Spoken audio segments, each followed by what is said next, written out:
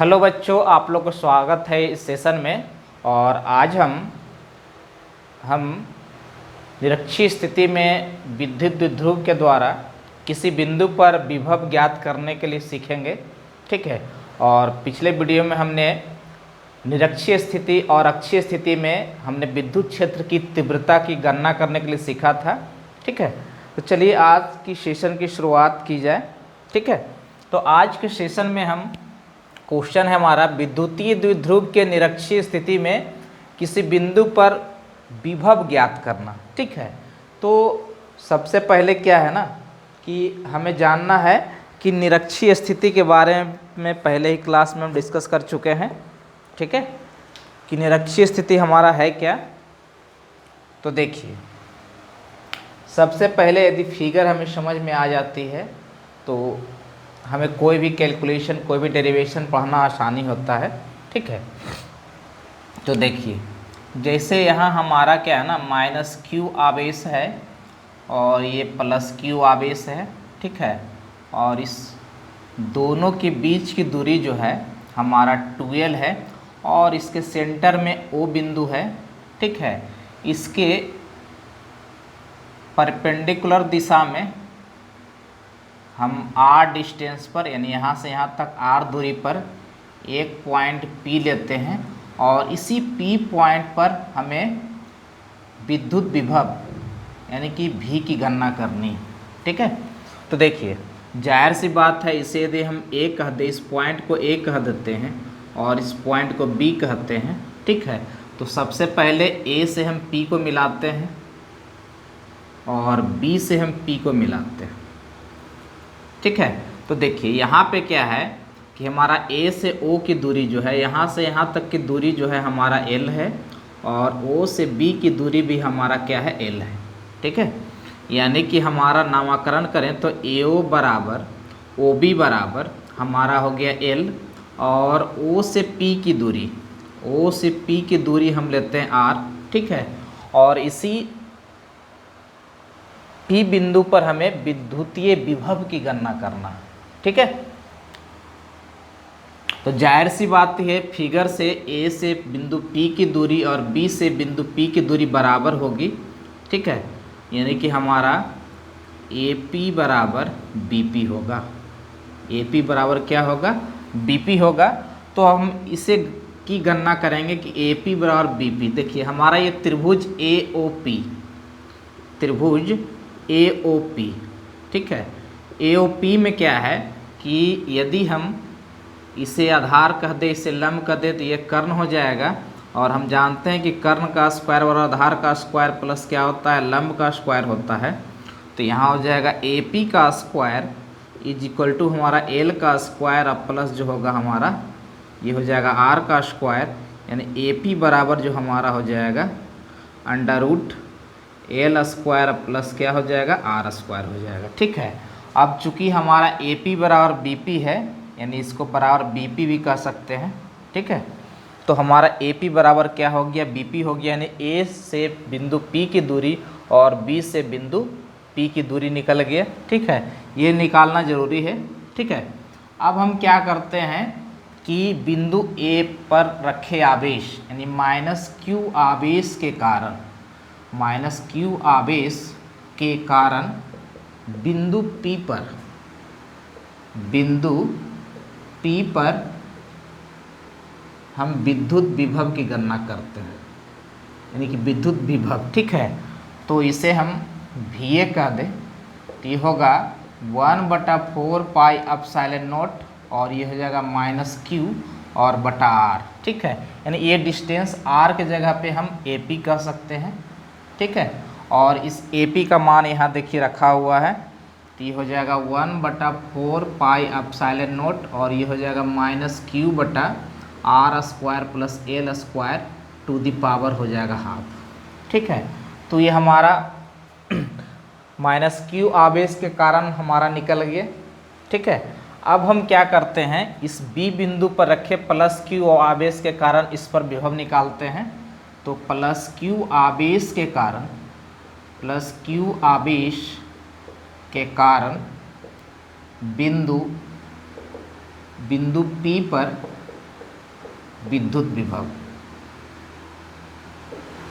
ठीक है, तो यहाँ पे क्या हो जाएगा हमारा, इसको यदि हम VB कह दें तो हो जाएगा 1/4 पाई एप्सिलॉन नॉट और ये Q और बट्टा हो जाएगा BP। ठीक है, चूँकि यहाँ से यहाँ तक का डिस्टेंस BP है यानी कि इसका वैल्यू हो जाएगा 1/4 पाई एप्सिलॉन नॉट और Q बटा हो जाएगा R² plus L² to the power हो जाएगा हाफ। ठीक है, अब हमने VA और VB काउंट कर लिया। ठीक है, इसके बाद इसलिए कुल विभव बिंदु P पर जब कुल निकालेंगे तो हमारा क्या है ना कि ये हमारा जो है अदिश राशि है यहाँ पे, तो सिर्फ हो जाएगा VA और प्लस VB यानी 1/4 पाई एप्सिलॉन नॉट और ये हो जाएगा -Q बटा R² plus L² to the power half और ये प्लस हो जाएगा 1/4 पाई एप्सिलॉन नॉट और ये Q बटा हो जाएगा R² plus L² to the power half. ठीक है, ये माइनस और ये प्लस कट जाएगा यानी कि शून्य हो जाएगा। ठीक है, तो हमें क्या मिला भाई, तो निरक्षीय स्थिति में विद्युतीय द्विध्रुव के निरक्षीय स्थिति में किसी बिंदु पर विभव, ठीक है, तो हमारा शून्य होता है। यानी हम कह सकते हैं कि निरक्षीय स्थिति में किसी बिंदु पर विद्युतीय द्विध्रुव के द्वारा विभव क्या होता है, शून्य होता है। ठीक है, ये ऑब्जेक्टिव क्वेश्चन में भी आता है या शॉर्ट क्वेश्चन में भी आ सकता है हमारे एग्जामिनेशन में कि विद्युतीय द्विध्रुव की निरक्षीय स्थिति में किसी बिंदु पर विभव हम कैसे ज्ञात करेंगे। ठीक है, तो ये आसान प्रश्न था, इसमें कोई हमारा डायरेक्शन का कोई झंझट नहीं था। ठीक है, सिर्फ क्या है ना कि हमने क्या किया कि -Q आवेश कारण P बिंदु पर विभव निकाल लिया VA और B बिंदु पर रखे +Q आवेश कारण P बिंदु पर हमने निकाल लिया विभव VB और यहाँ पे इस P पॉइंट पे कुल विभव जो है ये VA प्लस VB और VA और VB का मान रख दिया तो ये शून्य आ गया। ठीक है, तो ये हमारा बिल्कुल आसान प्रश्न था। ठीक है, इसमें किसी तरह की कोई परेशानी नहीं थी।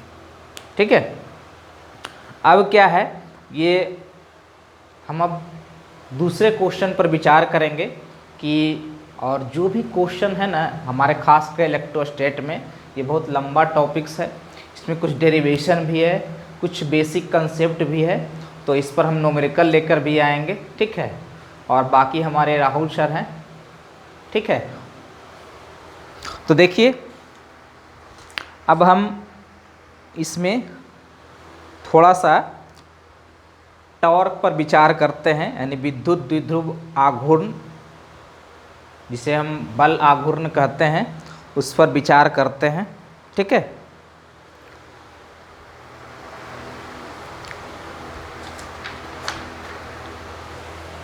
तो दूसरा क्वेश्चन हमारा जो है, देखिए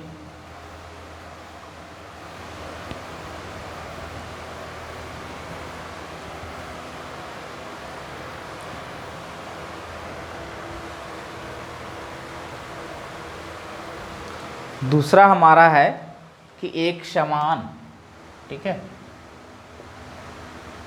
एक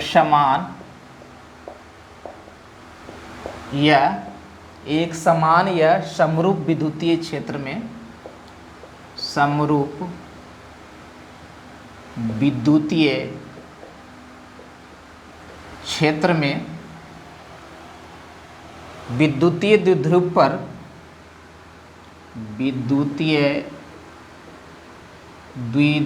पर बल आघूर्ण की गणना करें। ठीक है, यानी ये पॉइंट है हमें बल आघूर्ण। ठीक है, इस बल आघूर्ण जिसको हम टॉर्क कहते हैं, टॉर्क के बारे में हमें जानना है यहाँ पे। ठीक है, तो सबसे पहले क्या है ना कि फिगर को समझ लेते हैं, फिर उसके बाद में हम थ्योरी पर विचार करेंगे। ठीक है, तो हमारा सबसे पहले क्या है, क्या कहता है, एक समान या समरूप विद्युतीय क्षेत्र। ठीक है, तो हम सबसे पहले इलेक्ट्रिक फील्ड उसे हम बना लेते हैं। ये इलेक्ट्रिक फील्ड है, एक ही दिशा में है। ठीक है, ये हमारा इलेक्ट्रिक फील्ड है जो कि एक ही दिशा में लाई कर रहा है। ठीक है, अब क्या करते हैं हम कि कहता है एक समान या समरूप विद्युतीय क्षेत्र में विद्युतीय द्विध्रुव। ठीक है, विद्युतीय द्विध्रुव इसे हम रखते हैं। ठीक है, तो हम क्या करते हैं कि यहाँ पे -q आवेश रखते हैं और यहाँ पे +q आवेश रखते हैं। इसका सेंटर हमारा वो है, यानी इसे मिला देते हैं। ठीक है, और इस पॉइंट को हम कह देते हैं A और इस पॉइंट को हम कह देते हैं B। ठीक है, यानी कि यहाँ पर हमारा डायपोल जो है -q और +q जनरेट कर रहा है और ये इलेक्ट्रिक फील्ड के साथ, ठीक है, ये हमारा जो है इलेक्ट्रिक फील्ड के साथ हमारा थीटा कोण बनाता है। यानी कि हमारा इलेक्ट्रिक डायपोल जो है, विद्युत द्विध्रुव जो है, इस विद्युतीय क्षेत्र, ठीक है, इस एक समान विद्युतीय क्षेत्र के साथ थीटा कोण बनाता है। ठीक है, तो कहता है कि विद्युतीय द्विध्रुव के एक समान विद्युतीय क्षेत्र में हमें टॉर्क निकालना है, बल आघूर्ण निकालना है। ठीक है, तो देखिए सबसे पहले क्या है कि यदि हमें जब टॉर्क निकालना रहे, टॉर्क, ठीक है, ये हमें निकालना है। टॉर्क इसको कहते हैं इंग्लिश में टॉर्क। ठीक है, इसे हम बल आघूर्ण कहते हैं। जब इसे गणना करनी है तो हमें फोर्स के बारे में जानना होगा, यानी कि बल के बारे में जानना होगा। ठीक है, तो +q आवेश है और इलेक्ट्रिक फील्ड इधर है। इसका मतलब क्या है ना कि इधर एक फोर्स जनरेट होगा जिसे हम कहेंगे QE। ठीक है, इधर एक फोर्स जनरेट होगा, इधर एक फोर्स जनरेट होगा जिससे हम कहेंगे F = Q × E। ठीक, और इधर भी क्या है ना कि -q आवेश है, तो इधर भी हमारा क्या है ना एक फोर्स जनरेट होगा जिसे हम कहेंगे -q × E। ठीक है, ये इसको भी हम F कहेंगे। यानी कि यहाँ पर क्या है ना कि दो बल लग रहा है। ठीक है, दो बल युग्म लग रहा है। एक F = Q × इस दिशा में लग रहा है और एक हमारा F = Q × E इस दिशा में लग रहा है, यानी कि दोनों दिशा में यहाँ पे लग रहा है, यानी कि एक युग्म की तरह कार्य करता है। ठीक है, यहाँ बल जो है एक युग्म जोड़ा के समान कार्य करता है और दोनों की दिशा जो है यहाँ पे विपरीत होगी। ठीक है, तो यहाँ पे हमको क्या करना है ना कि टॉर्क ज्ञात करना है। तो यहाँ पे एक हमें फॉर्मूला याद रखना है टॉर्क के बारे में। ठीक है, कि टॉर्क बराबर जो होता है दोनों बलों